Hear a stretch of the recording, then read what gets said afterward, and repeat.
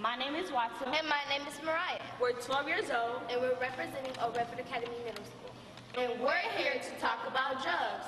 Drugs are very dangerous and unhealthy. And they can also ruin a relationship with your loved ones. Go talk to a family member, a friend, even a teacher, or you can go to a therapist, or if you need any extra help, you can go online and find all of those. Hashtag not worth it. I'm fabulous. Hi, Mommy. Hi, Daddy.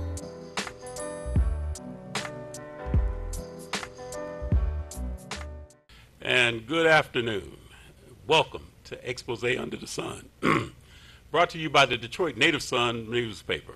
I am your guest host, Darwin Griffin, filling in for Sharon Dumas. And you can call in. The show is live. You can call in on the following numbers.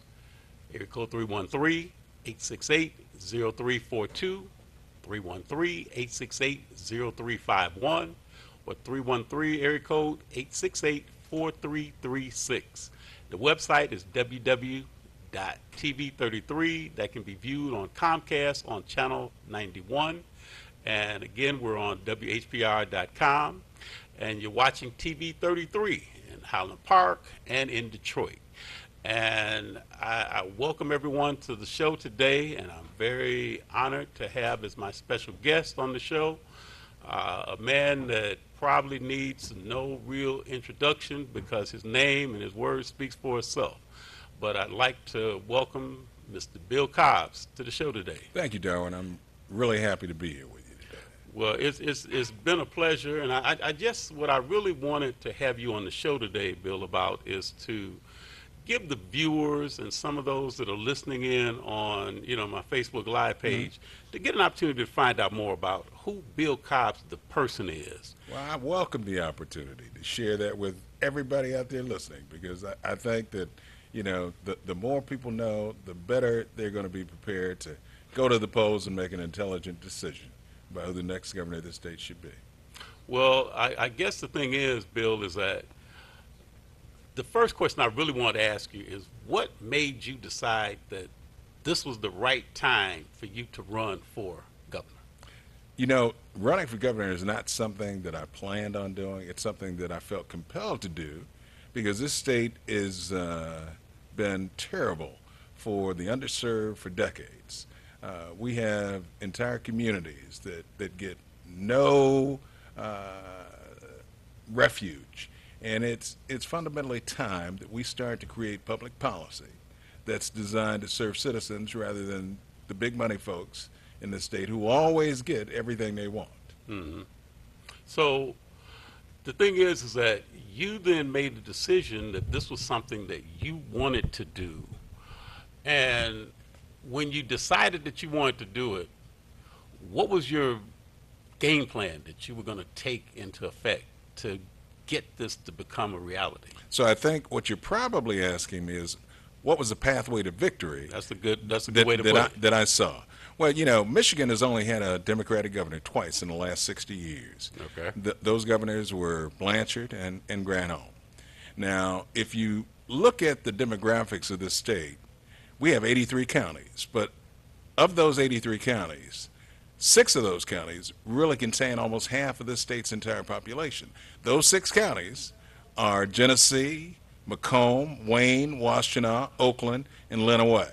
Now, those 6 counties have almost 5 million people in them. Okay. And when you look at that and you dig a little bit deeper, you'll find that in Michigan we have 1.6 million African American citizens. 80% of those folks live in those 6 counties.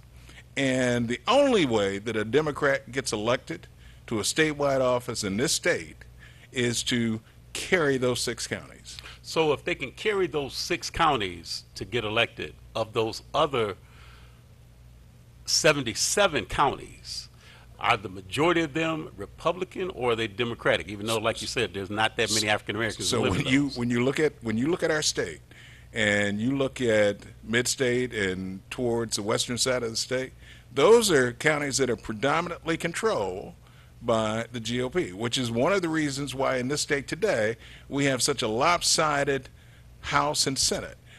The way that our state has been cut up, the ability of Democrats to win in a statewide election is hampered. And when you look at the outlying counties in the mid-state, up north and on the west side of the state, the way those counties are set up and the lack of a significant Democratic presence in each of those counties really inhibits their ability to send folks to Lansing in both the Senate and the legislature. So how was the reaction to Bill Cobbs when you would go to some of those counties, especially some of the northern counties? You know, it's interesting because I got to tell you that in many respects, I got a warmer reception from outstate and the western side and up north than I did in my own home territory, and that's been an interesting experience. Why do you think that? Wow, I think there are so many factors that come into play.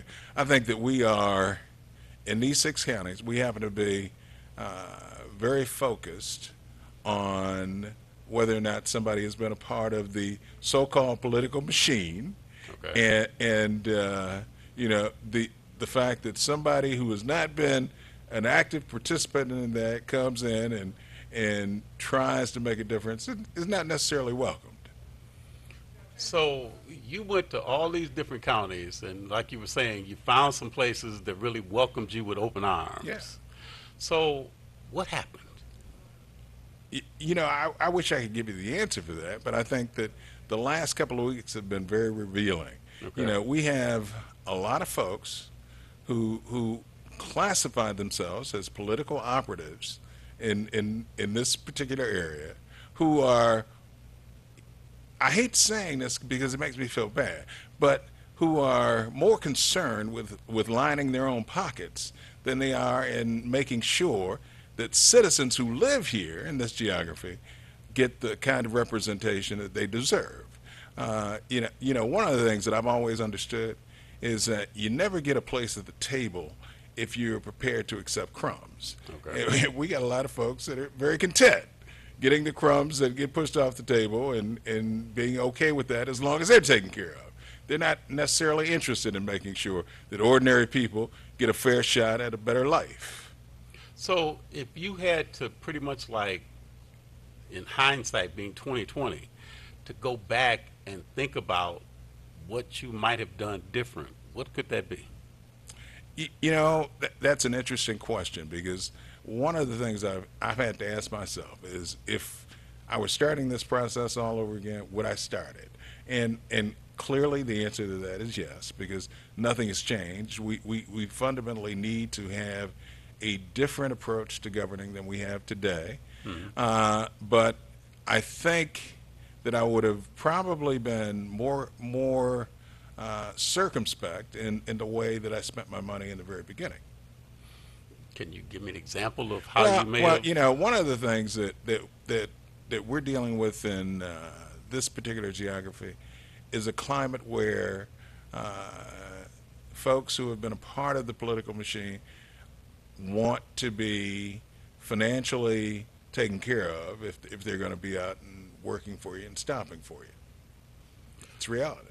So, but now, give me a little bit more specifics as to what then would you have done different in terms Well, of with I would probably have, in hindsight, started my efforts in Southeast Michigan Okay. and ended my efforts in the West and North and Mid-Michigan. Why do you say that? Because it proved to be a greater challenge getting people to understand my message here than it did outstate. And I think that had I focused on these 6 counties first, that might not have been the case. So now you are a write-in candidate. I am a write-in candidate.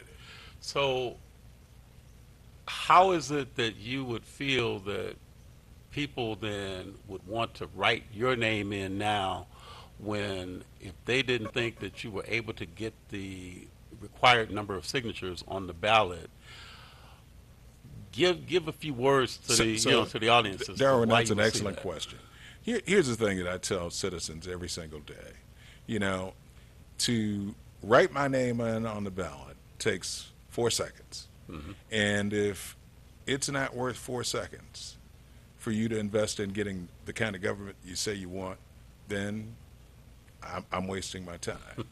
But the most important thing is that, you know, I think that people now are really getting an opportunity to see what candidates can and will be able to do. You know, we unfortunately live in a era of people getting all of their information in sound bites, and they don't really have an opportunity to pull back the covers and really delve into what a candidate is all about.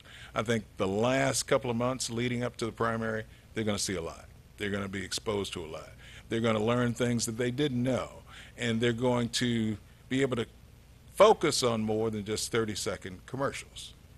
Well, you know, it seems like there are candidates that have spent a lot of money on advertisements, and the name recognition is really paying off for those candidates that are spending all those dollars on TV, on the radio. And when you look at the way that Bill Cobbs did his marketing, would that be something that you could have done different in hindsight? Or So I'm going to tell you this. One of the things that I've been truly amused by is this discussion that's gone on in the press ad nauseum, that there's a candidate that's leading all the others based upon polling numbers. Now, here's what viewers have got to understand. The polls that are being done today are polls that are, on average, 600 voters, and those voters aren't asked whether they're going to vote for a candidate. They ask, whose name have you seen the most? And that's what the answer. That's how they're coming up with these polling numbers. you say based on just whose name you Whose seen the name most. you recognize, not who you're going to vote for, not whose policies you understand and support, but whose name do you know? So not who would be the best candidate not at to all. represent the people in Lansing. And I think for a lot of folks, that's brand new news. That's news they don't understand. That's news that they never heard before. They see a story in the newspaper, or they hear on the news that a poll was taken, and in that poll that XYZ was leading that poll, and they assume that means that that's the person that people are backing. And that's just not true. It's not true. Well, do you think that people are voting based on the record or based on the vision that the individual carries, or do you think they're voting based on just the name recognition?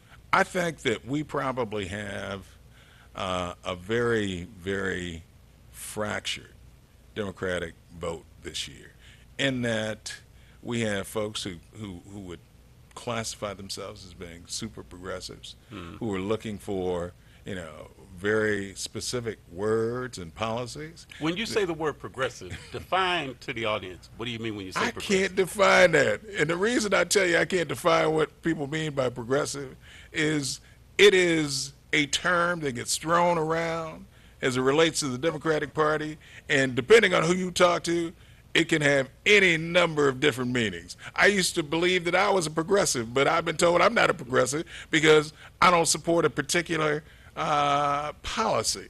And I have to look at folks and say, we can't be, the thing that we cannot be is one-issue voters. If we're making a decision about who the next governor of this state is going to be based upon one issue, we're lost. We will not do anything to move the state forward. What do you think is the main issue that people are looking at? If you said, like, if they're just going to vote for just one issue. Well, there's been a lot of discussion about single-payer and universal health care, Right. and making those things happen in Michigan. And, I would be the first to tell you that if we have a way to make that happen, I'm absolutely going to do it. But I'm going to tell you today that that's not something that a governor, a responsible individual running for governor, can come out and tell Michigan they're going to do in their first term, because the economics don't support it happening.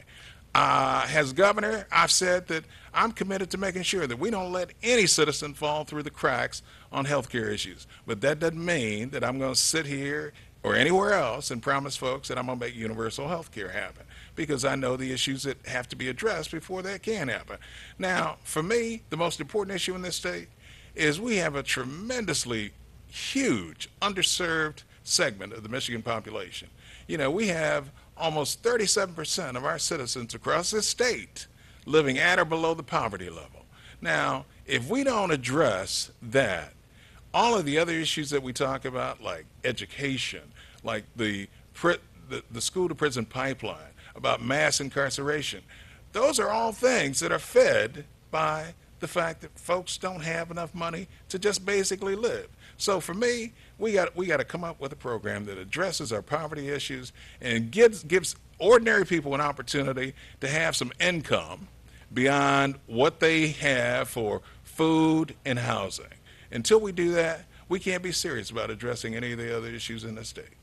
So that, because there's a lot of people that feel that there is in more than amount of people that are incarcerated unjustly, unfairly.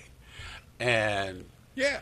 the thing is that what is being done, what do you think that could be done if you were governor that could pretty much like sever that tie? So one of the reasons that people end up incarcerated is Especially they don't our have, people. they don't have any other option. When you take somebody and you deprive them of an opportunity to have a good quality education that prepares them to go out into the workplace and do something, that's strike number one. Okay. Strike number two is if you put them in a situation where they're economically disadvantaged and they're just barely struggling to get by, you know, then they say, I have no hope for anything else. There's nothing else out here for me. So, you know, I'm going to do what's easy. And it's easy for me to go out and rob somebody or break into somebody's house or steal something. You know, if we're serious about fixing those things, then we got to attack the issues that drive it. And, you know, for me, that means that the next governor of this state has got to be prepared to make sure that every young person in the state gets the same opportunity for a good education so that they're starting out on equal footing. Second thing, as I've said as the next governor of the state, I want to have a statewide infrastructure replacement program. That's a $60 billion project. And people say, well, that's a lot of money. We got a lot of issues regarding infrastructure. You know, our roads have got to be among the worst in the country, and they're not going to get any better if we don't invest in them. And then when we talk about water and sewage, all you got to do is look at Flint. Flint was the canary in the coal mine. You know, unless we are willing to invest in replacing water and sewage infrastructure that in many cases is 70, 80 years old, we're going to have more and more and more Flints, and we can't ignore those communities. You know, the next governor of the state, first act that they have to be prepared to do is say we're going to allocate as much in resources as we have to get Flint back to normal. That means making sure that we provide lifetime health care for citizens if we need to, because we can't say, okay, we're going to give you this much and then we're going to cut it off. That problem was created by the executive office of this state. Anybody who thinks anything else is just misguided. So we got tons of work to do, but we got to have somebody who's focused on getting that work done and not letting other issues get in the way. Now, I know I've spoken with the other candidates that are running for governor, and one of the questions that I was asking was that now the current governor has stopped the bottled water from being issued out to the persons up in Flint. Is that something that you would have done as governor, or is that something that you would do not. different? What would you I mean, done come on, let's be serious now. You got a man who has spent almost $25 million of taxpayer money, you know, putting together a potential defense should he be criminally charged, but he's not willing to invest the money it takes to continue to provide people with bottled water until they have a comfort level that it's okay to drink their water again. That's wrong. Now, they're going to put filters on the... Now, do you think that's sufficient enough, or what else do you feel? So let me ask you, if somebody lied to you and poisoned your children and your family, and they told you they could fix the problem by putting filters on, would you buy that? No, because No. mine is that my only thing that I would look at, and that's one of the things I want to ask you. It's been asked of many people to come up there and drink the water, and there's still people that are still afraid to drink the water because of look at all of the children that right. have been affected. It's absolutely And right. so, just like you were saying too, there's a lot of deleterious effects that have happened as a result of the lead-laden water that Once- these people have been drinking for all Once these you years. break the public trust, it's not on the citizens to just automatically trust you again when you say it's okay. You got to earn that trust back. It's like anything else. Once you prove to folks that you can't be trusted, it's not their responsibility to fix it. It's your responsibility. It's the state's responsibility. So if the incumbent did that and lost some of the trust that some of the citizens of Michigan had for him, what can the new governor do to get that trust back in him or her? So Rick Snyder is always talking about the fact that we have a almost $1 billion rainy day fund in this state, and not one dime of it has been spent on Flint. I've said as the next governor of the state that I'm going to immediately start expending money out of that fund to make sure that we get Flint fixed as expeditiously as manpower will allow, and I don't care if we have to spend every penny of it. We can't continue to allow people to live in a state of constant fear for now going into the 5th year. That's unconscionable. Because I think that there's also, now when you say about the rainy day fund, you say how much is in this rainy day fund? Almost $1 billion. $1 billion. $1 billion. And what was that rainy day fund set aside specifically for? Emergencies for critical issues that happen in the state. So if Flint wasn't a rainy day, whatever will be? That it's just ridiculous to continue to have this dialogue. You know, as a governor, you step up and you do what's right. That doesn't mean it's always going to be popular, but you've got to have the courage to say, okay, we messed up. Let's do what we need to do to fix this situation. Okay. In the short period of time that we've got left, if you have a question for candidate for governor Bill Cobbs, you can call in. Our call-in numbers again are 313 area codes, 868-0342, 868-0351, or 868-4336. Bill, I want to ask you this too. Sure. Now, if you aren't successful in your write-in campaign to be governor, 4 years from now, would you want to run again? Nope. Why not? Because 4 years from now, I'll be close to hitting 70 years old.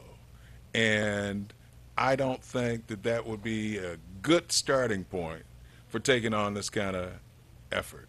So, you know, this isn't for me a dry run. This is about getting something done because we got to get it done now.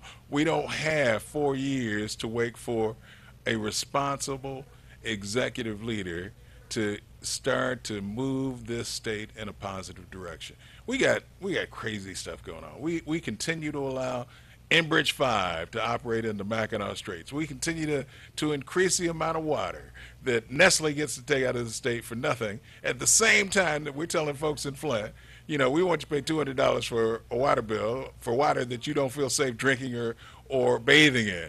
And we're telling almost 18,000 citizens in Detroit that we're going to cut off their water without any thought to the long-term health implications that has, not just for those people, but for other people who come into contact with them. You know, many of those folks might work in the fast food industry. They might work in the food service industry. If we're saying we don't care if you have money to bathe in or to take care of, and you still go to work, and you're exposing other people to airborne and contact-based bacteria, that's nuts. Well, one, you mentioned in terms, say, about the person that may work, like making, let's say, minimum wage. I know one of the things that Henrietta Ivey had just asked me to ask you on my Facebook page. What are your thoughts about the minimum wage, and how would you go about in terms of increasing the minimum wage on a gradual basis? So I've said that we can get to $15 an hour right now, and here's how we do it. We take the state minimum wage to $10 an hour right now, and then for the next 5 years, we use the state's welfare to work program to supplement the hourly wage so that people are actually taking home $15. Every year, we increase the employer amount by $1 for the next 5 years, and we decrease the amount coming out of our welfare to work program. You know, the only reason that people stay on welfare is it's economically unsustainable for them to go to work.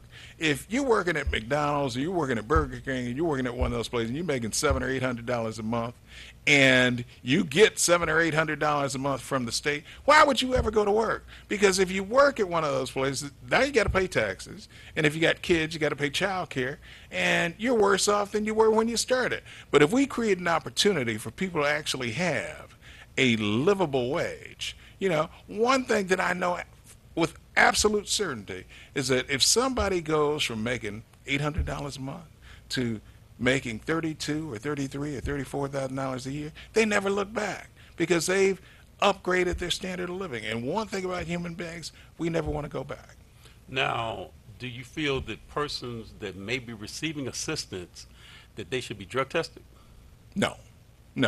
I don't think that drug testing is a criteria for people receiving public assistance. I think that if we think that there's an issue with somebody on public assistance being addicted or being reliant on opioids or some other drug, then what we need to be doing is making sure that they have access to the kind of healthcare services that can help them to get off of that stuff. You know, further penalizing them doesn't do us any good at all. Okay.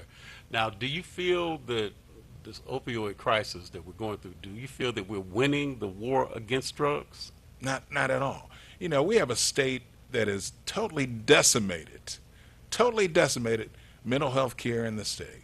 You know, we've outsourced it, and we know it doesn't work, but we're not doing anything to fix it. And we can't be serious about attacking issues like opioids that are directly related to our mental health if we don't have a mental health department that is supporting our efforts to take care of those folks. So we have tons of work to do in this state. Now, one of the things that I've asked candidates in the past, and I want to ask you this question, Sure. is that do you feel that toll roads are necessary in the state of Michigan? Absolutely not. And I'm going to tell you why.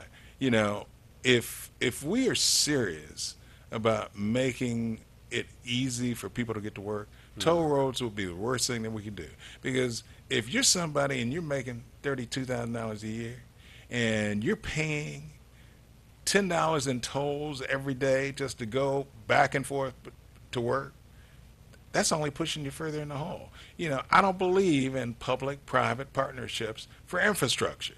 We don't have to do that. There are more creative ways to come up with an infrastructure plan that makes sure that we don't have to resort to toll roads or anything that looks like that. So why do you think that then when we look at some of the other surrounding states like Illinois, Ohio, New York, Pennsylvania, they have toll roads?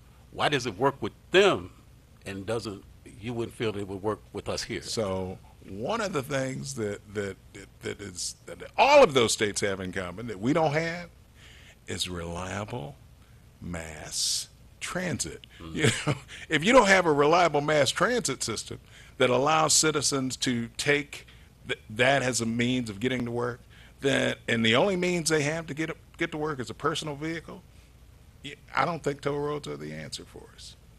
Well, in the few remaining minutes that we have left, look into the camera and tell the viewers why should they write in Bill Cobb's name for governor? It takes you all of 4 seconds to fill in the bubble and write my name. And the thing is, in me, what you're getting is somebody who is beholden to no one. I'm committed to making sure that we have public policy that serves our citizens. I work for you. I don't work for anybody else. And I don't owe anybody else anything. And I'm the only person running for governor who has actually been an executive. I've spent 30 years of my life, you know, starting at the very bottom and rising to the very top in executive leadership. So I know how to get things done. I know how to create an atmosphere where everybody feels like they're included. That's the difference between everybody else running and me. Folks who tell you that they're leaders, but they didn't do anything to start at the very bottom, don't understand what leadership is all about, because that's something you learn. So if you had to give the top 3 issues that you would promote once you were elected governor, what would they be? So I've said that we've got to attack poverty, but to attack poverty, we've got to be willing to provide the right kind of public education for all of our kids. I'm not a charter school supporter. In fact, I've said as governor that my intention is to defund charter schools so that we're not taking public taxpayer dollars to fund them. That's number one. Number two, I am absolutely committed to making major investments in infrastructure across the state, from one side to the other, because that'll give us the opportunity to do something unique. We'll be able to create enough brand new jobs in the state to put any citizen who wants to work in a job for the next 25 to 30 years. On average, those jobs will pay at least $17.50 an hour. When you talk about folks who are living at or below the poverty level and creating employment opportunities that allow them to make $36,000, $37,000, that's life-changing.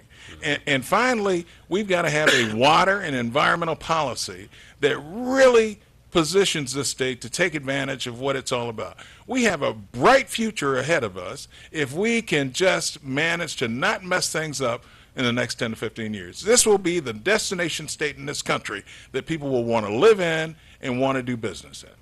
Well, just one last quick question Sure. that I'm going to ask you that's coming from my co-host Sharon Dumas, and she asked the question, how do you think the Ben Carson decision to increase the rent for housing will affect people? I think it will be devastating because we already have situations in Detroit where folks are being priced right out of the market. And I don't think that's a mistake. I think that we've got to recognize that if we're going to be a society that looks out for everybody, we got to stop this nonsense that the current mayor talks about all the time. You can't talk about, being an inclusive community if you're only allocating 20% of housing stock to low and poverty level people. That's not right. So what Ben Carson talked about just doesn't make a lot of sense to me. Well, thank you, Sharon, for that question. But I appreciate you getting an opportunity to come on the show. I appreciate you giving me why this opportunity. voters should vote and write your name, on the ballot. 4 seconds for real democracy. That's the way people should think about it. It takes you 4 seconds to determine whether or not you're going to have access to real democracy that serves the people and not the Wizard of Downtown or anybody else. Well, again, I thank you for tuning in to the show today. My special guest today has been Bill Cobbs, candidate for the state of Michigan to run in a gubernatorial race. And you've been watching Expose Under the Sun, brought to you by the Detroit Native Sun newspaper. I am your guest host, Darwin Griffin, substituting for Sharon Dumas. Excuse me. If you'd like to be a guest on the show or to advertise in the Detroit Native Sun newspaper that can be picked up now at Kroger's, you can call Valerie Lockhart at area code 313-457-5944.